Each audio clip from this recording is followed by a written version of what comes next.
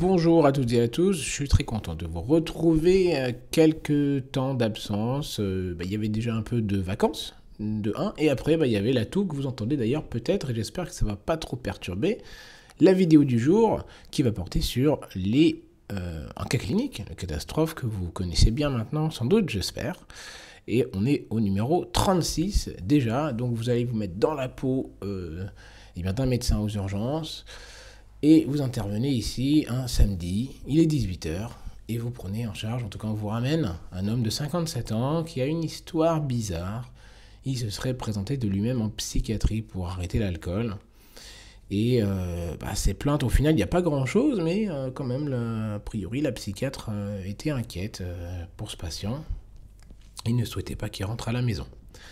Donc vous prenez quelques informations, les paramètres. Et il se plaint de rien, hein, mais vous voyez que les paramètres, il y a une saturation à 97, une fréquence respiratoire à 32, une fréquence cardiaque à 135, qui est régulière, une tension à 152 sur 91 mm de mercure, une température à 37 et une glycémie à 1,02. Donc pour ceux qui ne connaissent pas bien sûr le fonctionnement, je vous énumère un petit peu l'énoncé, vous pose une question, et vous propose des réponses, vous faites pause pour réfléchir ou pas, et puis moi je vous donne les réponses avec des explications. Alors, cette première question, c'est quels antécédents recherchez-vous, et bien sûr qui pourraient vous apporter quelque chose, sous-entendu. Proposition A, une hypothyroïdie, B, une intoxication alcoolique, C, un tabagisme, D, une cirrhose, E, une dyslipidémie. Alors je vous laisse faire pause, je vais vous donner les réponses. Alors oui, bien sûr, tous les antécédents vont nous intéresser, j'insiste là-dessus puisque, même si pour vous la dyslipidémie, c'est pas très très important, comme le tabagisme, ça peut modifier un peu notre façon de réfléchir sur les étiologies envisageables chez ce patient. Donc oui, une hypothyroïdie, puisque certains antécédents suggèrent la prise de traitement, je vous le rappelle. Une intoxication alcoolique, oui bien sûr, le tabagisme, pensez aux facteurs de risque cardiovasculaire par exemple, et gardez en tête que tabac égale BPCO, jusqu'à preuve du contraire, et ou cancer, autre. Bah oui, vous voyez, vous faites déjà des corrélations. Et la cirrhose, qui sous-tend peut-être d'autres traitements ou d'autres complications que vous pourriez redouter. Et la dyslipidémie, bah oui, vous la rangez dans la case facteur de risque cardiovasculaire. À ce moment-là, vous constatez que le patient il tremble énormément sur le brancard, vraiment il tremble beaucoup, il y a des sueurs au niveau du front. Et donc juste en voyant comme ça le patient dans cet état, sans l'examiner plus en détail, puisque c'est ce qu'on appelle le first look, qu'il faut vraiment apprendre à avoir aux urgences et ailleurs, quelles sont vos hypothèses diagnostiques? Proposition A, une hypothyroïdie, B, une intoxication alcoolique, C, un sevrage alcoolique, D, une hémorragie digestive, E, un sepsis. Encore une fois, je vous laisse faire pause, prenez le temps de réfléchir et je vais vous donner les bonnes réponses. Et donc, les bonnes réponses, c'était tout sauf l'hypothyroïdie. Vous constatez en fait un patient qui arrive avec des antécédents, donc c'est important de resituer les choses. Un homme de 57 ans, puisque c'est pas un homme, ou en tout cas un garçon par exemple de 5 ans, ça coule de sens, mais c'est important de préciser la situation. Donc un homme de 57 ans qui est alcoolique chronique, et il tremble, il est tachycarde, il est hyper tendu. En tout cas, ça ne nous oriente pas vers une hypothyroïdie. Il peut très bien être alcoolisé. On n'a pas pris la mesure, on n'a pas fait une prise de sang, donc c'est pas exclu. Il peut aussi faire un sevrage en alcool. Ça pourrait coller d'ailleurs, puisque il est allé en psychiatrie pour ça. Ça peut très bien être une hémorragie digestive. On n'a pas de choc tout de suite. On n'a pas un état de choc, il y a les étapes intermédiaires et vous ne savez pas ce qu'il prend comme traitement, ce patient. Peut-être qu'il est bêta-bloqué, peut-être qu'il y a une part en même temps de sevrage alcoolique, et peut-être que sa tension se maintient pour l'instant, mais peut-être que dans quelques minutes, il sera en choc hémorragique sur cette hémorragie digestive. Et peut-être même qu'il fait un sepsis, c'est que bientôt, il sera en choc septique d'ailleurs, votre patient. Donc, Gardez en tête que vous pensez à certains diagnostics, mais il peut y avoir un loup qui se cache derrière tout ça. Et donc à ce stade de votre réflexion, qui prend, dans la vraie vie, ça prend quelques secondes. Quelle orientation décidez-vous pour ce patient qui vous semble en tout cas la plus appropriée? Proposition A, il peut être installé en salle d'attente. Proposition B, en psychiatrie, après un éthylomètre. C, installation en salle de déchocage. D, dans un box de soins conventionnels, sous-entendu, ou bien E, en réanimation directement. Je vous laisse faire pause et puis je vais vous expliquer la réflexion. Dans un monde idéal, bien sûr, idéalement, ce patient, il faudrait plutôt qu'il soit installé au déchocage. Pour quelle raison? On a déjà énuméré quelques étiologies qui pourraient, à elles seules, au vu du tableau, les sueurs profuses, et j'insiste sur la notion de sueur, il faut vraiment se méfier des sueurs. Un patient en sueur, c'est possiblement un patient qui est très grave. Et donc, les sueurs, plus la tachycardie, plus la fréquence respiratoire qui est quand même élevée, à 32, il faut mettre ce patient, en tout cas dans la catégorie à risque ou fortement à risque ou déjà grave. D'accord? Et vous n'avez même pas les paramètres biologiques qui pourraient vous alerter encore plus. Donc ce patient doit être installé, surveillé, scopé, c'est certain. Donc en salle d'attente, bien évidemment que non, comme la psychiatrie d'ailleurs. Le box de soins, malheureusement, s'il n'y a pas d'autres solutions, ça peut se discuter quelques temps. Mais dans un monde idéal, encore une fois, c'est comme ça qu'il faut réfléchir. Et bien, pas tout de suite en réanimation. Vous n'avez pas d'argument comme ça dans l'immédiat pour l'admettre directement en réanimation. Et je ne dis pas qu'il ne va pas terminer en réanimation. Je dis que présentement, tout de suite, vous n'allez pas appeler le réanimateur comme ça, tac, immédiatement là, juste en voyant ce patient. Et vous décidez alors de réaliser une gazométrie artérielle. Et la gazométrie artérielle, qui revient 2 minutes après, montre un pH à 7,21, une PaO2 à 90, une PaCO2 à 30 mm de mercure, un bicarbonate à 10 mmol par litre, un lactate à 7,8 mmol par litre, une hémoglobine à 12 et un sodium à 145 mmol par litre. Et donc à ce moment-là, je vous demande, vous pouvez faire pause déjà, vous en doutez, je vais vous demander vos conclusions sur cette gazométrie artérielle, donc soit une alcalose métabolique ou respiratoire, une acidose métabolique ou respiratoire, ou une acidose lactique.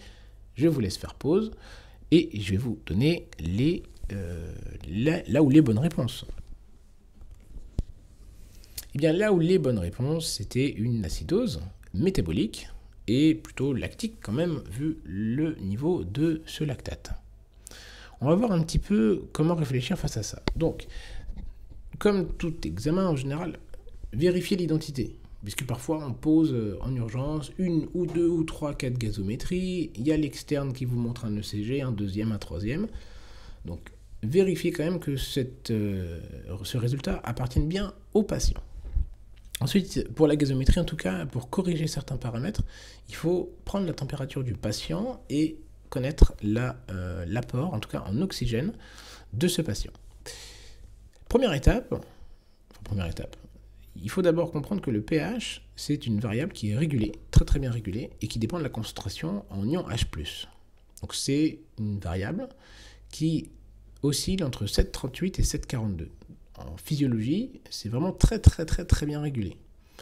Et ces variations dépendent de deux systèmes, en tout cas, de deux systèmes tampons dans l'organisme, majoritairement deux. Les plus importants dépendent du rein, et ça va être le bicarbonate, qui va avoir une action plutôt d'alcalinisation, et qui varie entre 22 et 26, et la PaCO2, qui lui dépend de la respiration, des poumons, et qui varie entre 36 et 44. Et donc, la première étape de votre réflexion, ça va être de regarder le pH. Bien sûr, vous n'allez pas regarder je ne sais quoi d'autre, donc vous regardez le pH, savoir si c'est acide ou pas. Donc là, vous savez très bien que c'est entre 7,38 et 7,42. Donc là, pour notre patient, bon, comme dirait, la question est vite répondue. Quelle est l'origine? Alors, quelle est l'origine? Pour ça, il va falloir regarder nos deux grands tampons, entre guillemets. Ça va être le poumon et le rein. Donc, c'est-à-dire la PaCO2 et le bicarbonate. Quand la PaCO2 est augmentée, ça veut dire que c'est une acidose respiratoire. Le CO, c'est acide, et le bicar, c'est basique. Alors c'est facile à retenir. Et la diminution de la PaCO2 va engendrer une alcalose respiratoire. Inversement, le bicar, eh bien, quand il y a une diminution du bicarbonate, puisque son rôle est d'alcaliniser, eh bien, on aura une acidose métabolique. Et quand le bicar est augmenté, et bien, comme son rôle c'est d'alcaliniser, on aura donc une alcalose métabolique. Alors, je mets un petit astérix, le bicarbonate qui est diminué comme ça, il peut soit servir de tampon ou alors il peut être perdu à cause de diarrhée. Je suis désolé, je suis encore un peu encombré, mais bref. Donc, est-ce que c'est une acidose ou une alcalose qui est compensée? Oui ou non? Ça veut dire est-ce qu'il y a une réponse adaptée de l'organisme? Sachant que dans l'immédiat, dans les premiers instants, dans les premières heures, il ne peut y avoir une correction complète. Il y a une correction, mais qui n'engendre pas un pH à 7,40. Donc en cas d'acidose respiratoire, c'est-à-dire en cas d'accumulation de la PaCO2, eh bien il va y avoir, pour compenser, une accumulation du bicarbonate. En cas inversement d'alcalose respiratoire, c'est-à-dire quand la PaCO2 est diminuée, puisqu'il y a par exemple une hyperventilation ou je ne sais quoi d'autre, eh bien à ce moment-là, comme il y a une augmentation du pH et que le bicar augmente le pH, à ce moment-là, le bicar va être excrété, en tout cas il va y avoir une excrétion favorisée du bicarbonate. Et le phénomène inverse, pour le fonctionnement métabolique, en cas d'acidose métabolique, c'est-à-dire en cas en cas de diminution, je vais m'y perdre dans tout ça, en cas de diminution du bicarbonate, eh bien, il va y avoir une élimination de la PaCO2 pour pouvoir compenser. Et au final, en cas d'alcalose métabolique, donc l'alcalose métabolique, en cas d'accumulation du bicarbonate, puisque son rôle est d'alcaliniser, et j'insiste puisque c'est en répétant qu'on retient, il va y avoir une accumulation de la PaCO2, en tout cas une accumulation de CO2. Et vous remarquerez que l'élimination du CO2 se fait par hyperventilation. C'est la ventilation. C'est un déchet, donc en hyperventilant, on augmente l'élimination de CO2. Et inversement, l'accumulation de CO2 est favorisée, et en tout cas est obtenue par hypoventilation. Gardez en tête qu'une variation adaptée, c'est 1 pour 1, c'est-à-dire qu'une baisse de 1 millimol de bicar, normalement, est censée engendrer une baisse de 1 mm de PaCO2. Et que le rein met plusieurs heures avant de compenser, tandis que le poumon met seulement plusieurs minutes. En tout cas, il y a une adaptation très rapide du poumon quand il y a une acidose ou une alcalose métabolique. Et c'est quelque chose qu'il faut vraiment garder en tête, puisque vous comprenez, vous faites le lien ainsi avec les critères, par exemple, pour reconnaître les sepsis, puisqu'il y a une acidose métabolique, et surtout lactique, en cas de sepsis et de choc septique. Et pour compenser, il va y avoir une hyperventilation, puisque les poumons, ils vont voir qu'il y a une acidose métabolique, et donc qu'il n'y a pas assez, j'exagère encore le trait, mais c'est pour bien comprendre, qu'il n'y a pas assez de bicar. Et donc, qu'est-ce qui va se passer? Il va essayer de diminuer la PaCO2 en hyperventilant. Et donc, vous constaterez que dans les critères QSOFA, il y a la respiration. Votre conclusion au final pour votre patient, 7,21 de pH, PaCO2 à 30 et un bicar surtout à 10. Donc concrètement, il est en acidose métabolique, d'origine probablement lactique. Il est à 7,8 de lactate. Et la compensation semble relativement adaptée, mais insuffisante sur le plan respiratoire. D'où vous remarquerez les 32 de fréquence respiratoire. Donc vous avez fait cette analyse relativement longue de votre gazométrie, mais correcte plutôt, et là vous devez rechercher des choses cliniquement. Et quelles sont ces choses? Première, une douleur hypogastrique. B, réaliser un toucher rectal. C, une douleur épigastrique, donc soit en haut ou en bas pour le A et le C. D, des hallucinations. E, un hippocratisme digital. Encore une fois, l'idée, c'est pas de vous piéger, parce qu'il n'y a pas, c'est pas noté, c'est de comprendre un peu le raisonnement en urgence. Donc je vous laisse faire pause, et puis je vais vous donner les réponses et explications. Et donc il va falloir peut-être tout rechercher et avoir tout en tête, mais ce qui va changer votre prise en charge, c'est s'il a une douleur hypogastrique. Parce que s'il a une douleur hypogastrique, ça peut vous orienter vers certaines choses. Il peut, par exemple, avoir simplement un globe. Il peut avoir un globe urinaire, tout simplement. Et il peut avoir plein d'autres pathologies qui peuvent expliquer ce tableau clinique. Il va falloir réaliser un toucher rectal, savoir s'il n'y a pas de sang, pas un fécalome. Une douleur épigastrique, vous penserez aux ulcères, bien sûr, c'est ce que vous redouterez chez le patient cirrhotique, avec un saignement digestif, une pancréatite, bref, il y a beaucoup d'autres choses. Et les hallucinations, c'est par rapport au sevrage d'alcool qu'il va falloir obtenir un peu toutes les caractéristiques, rechercher tous les signes cliniques qui peuvent vous orienter ou non vers cette pathologie. Quant à l'hippocratisme digital, je ne vous dis pas qu'il n'y a pas d'intérêt à connaître ça, mais en urgence, ça ne va pas changer grand-chose à notre prise en charge. Alors comment réfléchir cliniquement face au patient? Soit vous faites du haut en bas ou de bas en haut, ou vous pouvez réfléchir avec le système ABCDE qui marche très bien, mais en tout cas, il va falloir penser à certaines choses importantes. On va en énumérer quelques-unes en partant de la manière, entre guillemets, systématique de l'ABCDE. Donc pour les voies aériennes, par exemple, le patient suspect d'avoir une cirrhose, il va y avoir une atteinte des voies aériennes sur des vomissements. Et j'ai pas dit de quelle origine étaient les vomissements. Quand vous écoutez les poumons, il peut y avoir des crépitants, des râles. Est-ce que ce ne serait pas une inhalation par hasard? Est-ce que l'abolition du murmure vésiculaire que vous percevez à cette base gauche n'est pas un épanchement néoplasique ou non, ou peut-être simplement une décompensation œdémato-ascitique? Et en cas de problème circulatoire, donc si le patient est marbré, hypotendu, tachycarde, peut-être que c'est une hémorragie digestive. En quel cas, vous rechercherez du sang au toucher rectal. On discutera de la SNG très rapidement. Est-ce que c'est pas un autre choc? Est-ce que c'est un choc septique, par exemple, d'origine peut-être acétique ou urinaire? C'est pour ça que vous comprenez, il va falloir palper le ventre. Est-ce qu'il y a une acide? Peut-être que c'est une infection du liquide d'acide. Est-ce que la bandelette urinaire montrera des leucocytes, des nitrites, et que le CBU plus tard montrera une bactériurie qui pourrait expliquer ce tableau de choc septique chez votre patient? Enfin, rappelez-vous que des marbrures ne sont pas systématiquement le reflet d'une pathologie très grave, mais ça peut simplement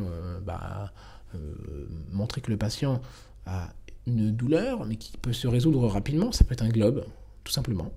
Et c'est pour ça qu'il faut impérativement, en cas de marbrure, s'assurer que le patient a des urines, qu'il n'est pas en globe. Donc vous palpez à chaque fois en hypogastrique. Et quel est le phénomène? Comment le comprendre? En cas de globe, ça engendre une douleur avec la sécrétion de catécholamine endogène, et il y a cette vasoconstriction, et vous remarquez donc les marbrures. En cas de fécalome, il peut y avoir éventuellement la même chose, ça peut engendrer un globe de la même manière, donc c'est important. Pour le D de disability, vous avez l'encéphalopathie hépatique que vous pouvez craindre chez le patient cirrhotique. Recherchez l'astérexis en cas de différentes causes d'encéphalopathie, métabolique et ou médicamenteuse. Donc on regarde aussi les médicaments. Vous voyez toute la manière de réfléchir. Le tableau d'hypoglycémie peut aussi altérer l'état neurologique du patient. Et bref, encore pas mal de choses à dire. On ne va pas trop s'éterniser. Deux petits points que je voulais rajouter. Le patient cirrhotique, en tout cas un patient qui a un foie incompétent, une insuffisance hépatique, hépatocellulaire, ne fera que peu de fièvre puisqu'il n'a pas le moyen de faire les protéines qui sont responsables de la fièvre. Et l'intérêt de la SNG est tout à fait discutable. Alors certains aiment bien mettre des sondes un peu partout, mais d'après les études en tout cas, je ne le pratique pas personnellement, sauf quand je suis quasiment certain, ou quand j'ai d'autres arguments. Mais vous voyez que la sensibilité n'est pas non plus énorme, elle varie, hein, relativement basse, presque à 50%, jusqu'à 84 certes. La spécificité n'est pas non plus incroyable. Et la valeur prédictive positive, donc oui, effectivement, si vous mettez la SNG, que vous avez du sang qui revient, oui, la probabilité de faire une hémorragie digestive est quand même plutôt haute. Maintenant, si vous mettez une sonde nasogastrique et qu'il n'y a pas de sang, ça n'élimine absolument pas. Vous voyez, la valeur prédictive négative à 0,6, cela n'élimine rien du tout. Et comme le geste peut être plutôt mal vécu et un peu douloureux, je ne le pratique pas systématiquement en tout cas. Et une dernière chose, si vous suspectez le sevrage en alcool, bien évidemment, vous faites le score de Cushman. Le patient alcoolique a son Cushman, l'asthmatique son peak flow, le diabétique sa glycémie, bref, le patient alcoolique doit avoir son score de Cushman. Le patient a un score de Cushman quand même à 14, ce qui est pas mal. Et je vous demande quel bilan biologique demandez-vous? Une NFS, une urée, une hémoculture, ou même plusieurs d'ailleurs. La CRP, un bilan hépatique, bref, je vous laisse faire pause et puis je vais vous donner les réponses. Bon, ici, c'était pas tellement le piège, c'était juste pour discuter un petit peu l'intérêt et pourquoi on ne fait pas une belle liste à la Prévert de notre prise de sang, parce que sinon on peut mettre tout et n'importe quoi. Donc la NFS, vous vous en doutez que une hémoglobine à 4 chez un patient cirrhotique, on va craindre quand même que ça saigne dans le ventre. Une hyperleucocytose, ça peut nous orienter vers plutôt une infection, reste à trouver laquelle. L'urée, c'est important pour le score de Blatchford, ou d'autres, en tout cas en gastroentérologie, on utilise beaucoup l'urée pour voir s'il n'y a pas un saignement digestif. L'hémoculture serait possiblement discutable selon certains. Je pense que chez des patients qui sont relativement graves comme ça, il ne faut pas perdre de temps, puisque un 7,8 de lactate, vraiment le différentiel qu'on craint, une acidose métabolique lactique, c'est vraiment plutôt le tableau du choc septique. Donc 7,8 de lactate, c'est pas mal quand même. Il ne faut pas méconnaître une bactériémie. Donc, si vous instaurez les antibiotiques et que vous n'avez pas fait l'hémoculture, c'est dommage, vous perdez quelques minutes. La CRP, bon, dois-je l'expliquer? Et le bilan hépatique, chez un cirrhotique, bon, encore une fois, est-ce qu'on doit vraiment l'expliquer? Il reste 2 questions. Quelle est votre prise en charge? Peut-être qu'il peut y avoir des pièges, méfiez-vous. Proposition A, une voie veineuse périphérique. Proposition B, un remplissage avec du G5. Proposition C, un remplissage avec du NaCl 0,9%. D, un ECG. E, on scope le patient. Donc je vous laisse faire pause et je vais vous donner les bonnes réponses. Et donc, alors en soi, une voie veineuse n'est pas incorrecte, ou en tout cas n'est pas dangereux, puisque c'est juste, mais c'est surtout pour vous faire comprendre que ce patient est grave. Il doit avoir 2 voies veineuses et pas qu'une seule. C'est 2 voies veineuses. On ne remplit pas avec du G5, ça n'existe pas. On remplit avec du NaCl, 0,9%, et ou d'autres choses comme du ringélactate ou de l'isofindine. Bref, un ECG qui vous a dit qu'il ne faisait pas un infarctus, votre patient. Ça, vous le saurez uniquement après avoir regardé votre ECG. Et bien sûr, vous le scopez. Ensuite, votre prise en charge, sachant que le patient est installé au déchoc, il n'a pas de globe urinaire, même s'il y a des urines, il y a 200 cc à peu près, estimé avec votre bladder, que votre bladder scan, que le toucher rectal que vous avez fait ne montre rien de particulier, et que vous avez mis 2 voies veineuses, et vous avez débuté un remplissage. Et donc votre prise en charge, en tout cas la suite, proposition A, une sonde à demeure, une sonde urinaire, B, une vitaminothérapie, B1, donc c'est la thiamine 100 mg IV. Proposition C, du midazolam intraveineux direct 10 mg. Proposition D, comme diazépam intraveineux lente 10 mg. De l'oxygène pour avoir une SPO2, une saturation toujours supérieure à 97. J'ai oublié le toujours supérieur.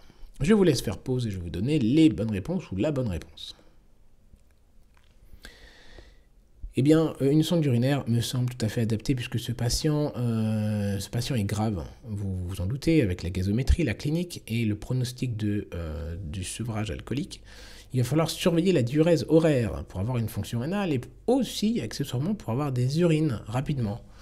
Et je pense que ça paraît tout à fait opportun de sonder ce patient avec une vitaminothérapie, bien sûr, à base de thiamine, qui est obligatoire chez le patient alcoolique. On en reparlera lors du topo si ça vous intéresse. Le midazolam intraveineux 10 mg, ça c'est si vous voulez éventuellement intuber un patient pour la sédation. Sinon, c'est pas recommandé de faire ça. Je passerai les plaisanteries de mauvais goût. Bref, le diazépam, oui, bien sûr, c'est ça. C'était une erreur sur enfin, c'était un piège sur la posologie. Oui, c'est du Valium qu'il faut mettre, diazépam, 10 mg par exemple. En intraveineux lente et pas d'oxygène, en tout cas c'est pas nécessaire puisque l'hyperoxie a tendance à augmenter l'inflammation en cas de choc septique, en tout cas de sepsis. Ça augmente les interleukines, la sécrétion d'interleukine 6 et donc c'est pas la peine de favoriser quand même l'inflammation chez ce patient, chez qui nous n'avons pas une certitude diagnostique pour l'instant, même si on pense que c'est quand même un sevrage alcoolique qui peut, vous vous rendez compte, être de ce fait grave. Pensez au score de Cushman, les marbrures et leur différentiel, c'est peut-être juste un globe, probablement qu'un globe ou un fécalome, mais ça peut être aussi un début de choc de quelle origine, ça c'est à vous de le déterminer. Pensez en cas de sevrage alcoolique à bien hydrater votre patient, à mettre les benzos, à mettre des vitamines, et surtout la vitamine B1 qui est obligatoire. Enfin, la petite phrase, on va dire, c'est que tout patient alcoolique tachycarde, hypertendu, qui tremble, eh bien il fait un sevrage jusqu'à preuve du contraire. Alors, on n'a pas tout à fait terminé la vidéo, je voulais vous parler de ce site que je trouve absolument incroyable, qui à mon sens va quelque part un peu révolutionner notre façon d'apprendre et de rechercher les informations. Ce site, c'est Consensus. C'est un site qui est anglais à la base, mais il peut tout à fait faire une traduction correcte. Si vous tapez sur internet Consensus, vous allez voir ce site qui est juste génial pour résumer des articles en sciences. C'est utilisé avec l'intelligence artificielle et je trouve sincèrement que c'est une révolution entre guillemets dans le domaine de la recherche, en tout cas dans le domaine de la science en général. Et si vous tapez par exemple les diagnostics, les critères diagnostiques pour un syndrome de sevrage, alors vous avez quelques essais en gratuit, quand vous ne prenez pas la version payante, vous n'avez pas donc la version pro, mais vous avez quelques essais, et quand vous tapez ça, c'est juste incroyable, il vous écrit le texte, tout simplement, qui, je vous assure, est correct, et ma foi très surprenant, puisque vous passez la souris sur la citation, et il vous explique que, d'après telle étude, il a compris que ça pouvait augmenter la pression artérielle, et je pense que c'est vraiment un outil qui peut être parfaitement intéressant et à intégrer dans vos cours, dans votre clinique quotidienne. Et en tout cas, personnellement, je m'en sers quasiment quotidiennement, que ce soit pour la médecine, mais aussi pour d'autres choses. Bref, on en rediscutera une prochaine fois, je vous montrerai les spécificités. En tout cas, nous avons terminé cette vidéo de ce cas clinique. Si ça vous a plu, comme d'habitude, ne manquez pas de vous abonner en cliquant sur la cloche des notifications et de mettre un pouce bleu, bien sûr, si ça vous a plu. Faites un tour sur Amazon pour voir les livres, en tout cas le livre « Réussir ses études, apprenez sans limite » et aussi les carnets de notes, bien sûr, si cela vous intéresse. Quant à moi, il ne me reste plus qu'à vous dire de prendre soin de vous et de vos patients, bien sûr.